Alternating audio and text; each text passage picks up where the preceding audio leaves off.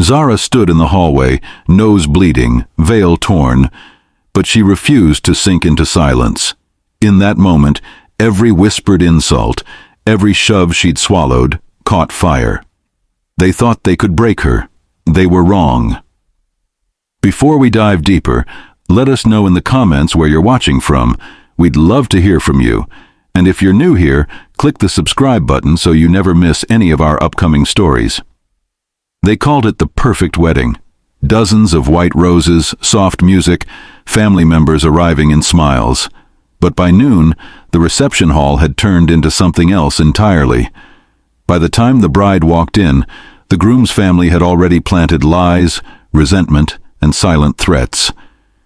Zara felt the shift in the air. Even the air felt tight. She heard her future mother-in-law mutter something under her breath, saw the groom's sister shoot her a look that said, "You don't belong." When Zara attempted to greet her new relatives, a hand slammed her shoulder hard, nearly knocking her off balance. Someone hissed, "Stay in your place tonight and always." Her heart pounded. A guest gasped. The crystal chandelier above rattled, and then someone threw a glass, shattering it at Zara's feet. Time slowed. The guests froze. In that silence, Zara made a decision. She would not be silenced. To the guests, it was a fairy tale union. Love across class, family, and faith. Every seat in the church was filled, every face glowing with pride. They saw a perfect couple standing at the edge of forever. But behind every smile, there was a secret. Behind every toast, a lie. And the question that would haunt everyone after that day was simple. What really happened before those vows were spoken? What did Zara hear that morning? Why did Malik's mother whisper those words, her tone soft but cutting, like a warning wrapped in affection? And why did every door in that house seem to close whenever she walked in, conversations stopping, laughter fading, glances exchanged? She couldn't explain it then, but she felt it. The chill of being unwanted in a place she was told she belonged. That morning, as sunlight slipped through her veil and the church bells began to ring, Zara forced a smile. But her heart knew something was off. Her maid of honor noticed her hands trembling, her voice breaking slightly as she whispered her vows to herself. Something inside her was unraveling, quietly, before anyone could see.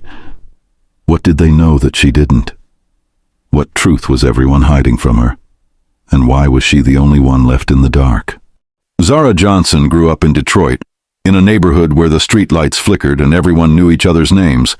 Her grandmother, Lorraine, was the backbone of their small world, a retired nurse who taught Zara that character was richer than gold. They didn't have much, but they shared everything. On Saturday mornings, Zara would help at the community center, tutoring kids whose parents worked double shifts. She believed in kindness, in second chances, in building bridges even when others burned them down. Malik Washington's life couldn't have been more different. He was born into marble floors and quiet dinners where words were measured before they were spoken. His father ran one of Atlanta's largest construction companies, and his mother hosted charity events that looked more like royal galas. The Washingtons were respected, admired, but never questioned. Behind those polished smiles were expectations: marry the right person, say the right things, protect the family name at all costs. When Malik met Zara at a leadership conference in Chicago, it was as if two worlds collided, the son of legacy and the daughter of humility. He was drawn to her honesty, her laughter, the way she treated the janitor with the same respect she gave the mayor. She saw in him something rare, a man who wanted to be seen for himself, not his wealth. For a while, love made them forget where they came from. But families remember. And as their relationship deepened, so did the whispers. Malik's mother would ask, "Is she the kind of woman who understands our world?" His sister would smile politely, then turn away as soon as Zara left the room. Still, Zara held on. She believed that love could change hearts, that kindness could melt even the coldest expectations. By the time Malik proposed, under the city lights, with trembling hands and hopeful eyes, Zara thought she had finally found her forever. She didn't know then that forever came with conditions, that the very people who welcomed her with open arms would soon use those same arms to push her away. When the wedding plans began, two worlds prepared to meet, one built on love, the other on pride, and everyone in between could already feel the fault line forming. Zara wore her best black dress, simple, elegant, and chosen with care. She spent an hour pressing every crease, hoping it would help her fit into a world that had already decided she didn't belong. That night, she didn't come to impress anyone. She came to be accepted. But what she didn't know was that she had walked into an audition, not a dinner. Vivian Washington, Malik's mother, sat at the head of the table, posture perfect, smile frozen in place. Her tone was sweet, but her words carried edges sharp enough to draw blood. "So, Zara," she began, swirling her wine glass, "where are your people from?" The question sounded innocent, but everyone at the table felt the weight behind it. Zara smiled gently. "Detroit, ma'am," she said. Vivian nodded slowly. "Ah, Detroit," she murmured, as if tasting the word and finding it unpleasant. Then came another. "Have you ever been to Martha's Vineyard?" "No?" "Oh, I suppose not everyone's had the opportunity." The laughter that followed was polite and cruel. Throughout the meal, every question was another test, every smile another performance. Malik tried to ease the tension, laughing at jokes that weren't funny, changing the subject when things got uncomfortable. But with each laugh, Zara felt something inside her begin to fracture. She had defended him to her friends, believing love could bridge any gap. But in that moment, surrounded by crystal and judgment, she realized love alone wasn't enough when pride filled the room. When dessert came, Vivian leaned forward and said softly, "You seem like a nice girl, Zara, but marriage is commitment. It's tradition. I just hope you understand what kind of family you're marrying into." The table went quiet. Zara forced a smile, but her hands trembled beneath the tablecloth. Malik said nothing, just stared at his plate. That silence cut deeper than any insult. That night, when they drove home, Zara looked out the window, tears slipping quietly down her face. Malik reached for her hand, but she pulled it away. The air between them was heavy with words unsaid.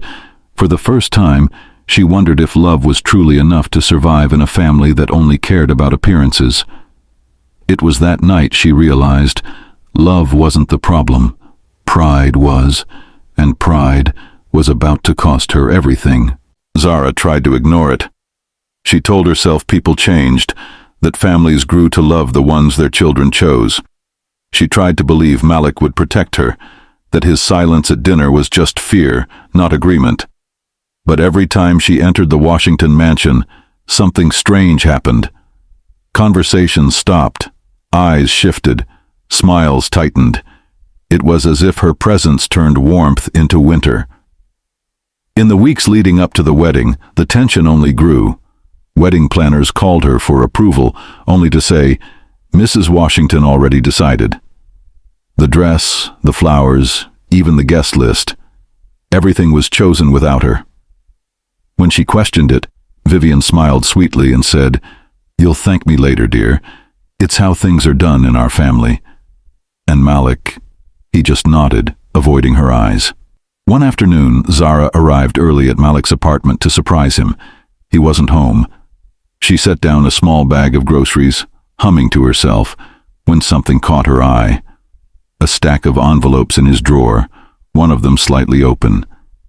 Her name wasn't on it, but curiosity tugged at her.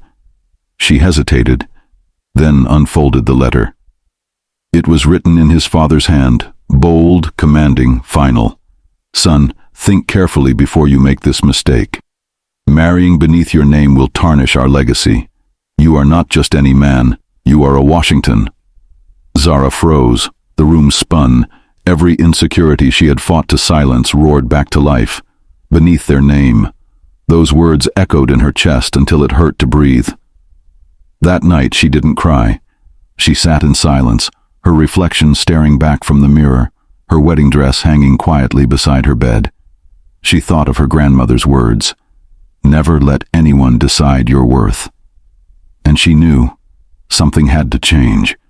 She wouldn't walk into a marriage built on humiliation. So she planned, not revenge, not escape, but truth, the kind that could shatter everything or set her free. If this story has your heart racing, comment, "I'm still watching." Let's see who's truly following till the end. The morning of the wedding was beautiful, too beautiful, almost unreal. Laughter filled the bridal suite, but it wasn't reaching Zara's heart. She smiled for the cameras, hugged the bridesmaids, thanked the stylists, but inside she felt hollow. Something about the day felt rehearsed, too controlled, too quiet. When she stepped out for a breath of air, she saw it.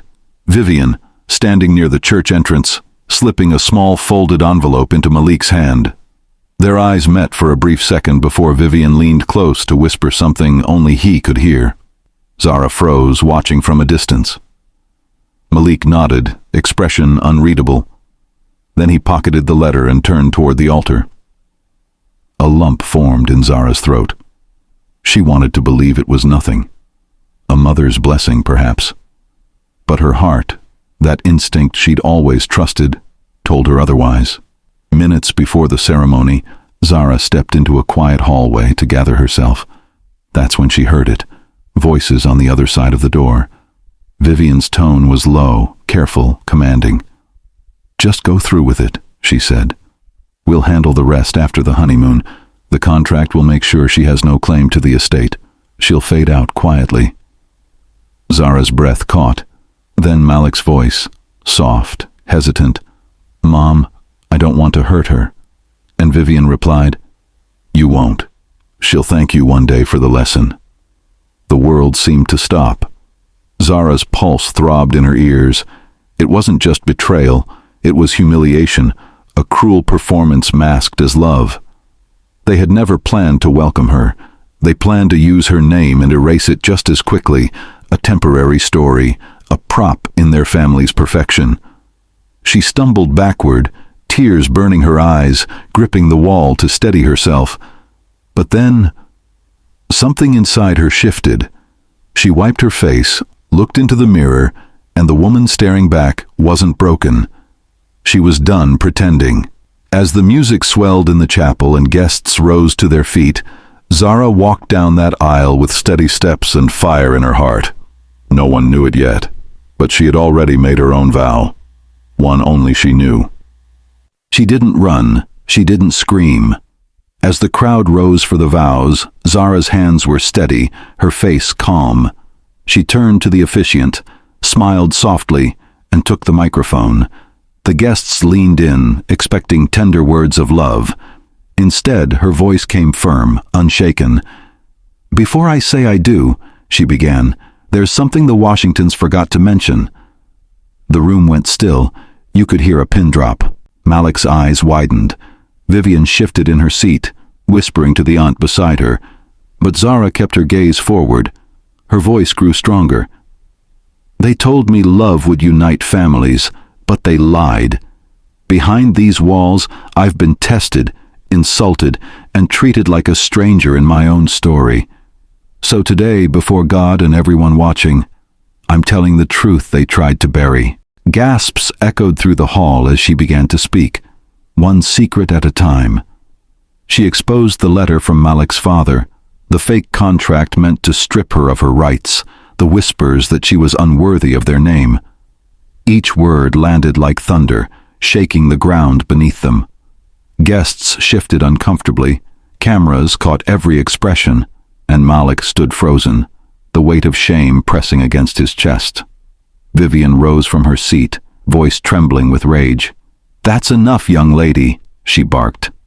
But Zara didn't stop. She turned to her and said, calm but fierce, "You've had your voice for years. Today it's my turn." Vivian lunged forward, trying to grab the mic.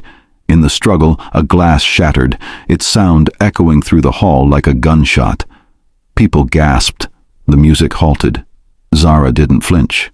She looked around the room, at the guests, the family, the cameras, and said, "You can strip me of your name, but you will never strip me of my worth." Her words hung in the silence like smoke. And in that moment, she didn't just defeat them, she freed herself. Some called it scandal, others called it madness. The story made headlines before the night was even over. The bride who walked away mid-vow, the family left in silence, the truth echoing through a hall built on lies. But to Zara, it wasn't madness. It was salvation. After everyone had gone, she stood alone in the empty hall, the faint hum of the city whispering beyond the doors. Her veil was torn, her makeup streaked, her bouquet crushed against the floor. But her heart was steady for the first time in years. She slipped off her shoes, feeling the cool marble beneath her feet, and began to walk. Each step felt lighter, freer, more her. As dawn broke outside, painting the sky in shades of gold and pink, Zara stepped through the open doors, barefoot, unashamed. Behind her, the hall stood silent, a monument to everything she had endured. Ahead of her, the world waited, uncertain, but hers. Because sometimes you have to lose everything fake to find something real. And in that quiet morning light, Zara realized she hadn't just left a wedding. She had left a cage. Zara never looked back. The headlines faded, the whispers died down, but her story lived on, not as shame, but as strength. Months later, she was back at the community center in Detroit, surrounded by laughter and paint-stained hands, helping young women find their voices just as she had found hers. The same halls that once echoed with gossip now echoed with purpose. And the Washington family? They learned that power without love means nothing. Legacy means little when it's built on pride instead of compassion. Even Malik, years later, admitted he had lost the one person who ever saw him beyond his name. Zara didn't need revenge. She found redemption. Her freedom became her victory, her silence replaced by truth. Now I'll ask you, what would you have done in her place? Would you have stayed quiet or fought for your dignity? Tell us in the comments below. Your voice matters here. And if this story moved you, make sure to subscribe for more stories that remind us. The truth always finds its voice.